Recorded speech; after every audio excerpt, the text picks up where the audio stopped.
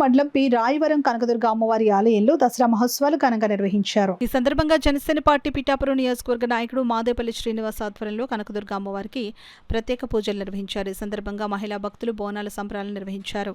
పెద్ద ఎత్తున మహిళలు బోనాలు ఎత్తుకొని గ్రామోత్సవం నిర్వహించారు. అనంతరం కనకదుర్గ అమ్మవారికి మహిళలు బోనాలు సమర్పించారు. ఈ సందర్భంగా మాదేపల్లి శ్రీనివాస్ మీడియాతో మాట్లాడుతూ గత 4 సంవత్సరాలుగా రాయవరం గ్రామంలో ఈ బోనాల సంబరాలు నిర్వహించడం జరుగుతుందని అన్నారు. ఈ కార్యక్రమంలో మాజీ సర్పంచ్ కార్నేడి జగ్గారావు, మాదేపల్లి పద్మరాజు, కనకదుర్గ అమ్మవారి ఆలయ కమిటీ సభ్యులు పాల్గొన్నారు. 30 సంవత్సరాలు అవుతుంది తల్లిని నిలిపి తీరాయవరం మన కాలనీలో. అది పాత గుడి మాత్రం కొంచెం చిన్నదిగా ఉన్నా కూడా ఉంది.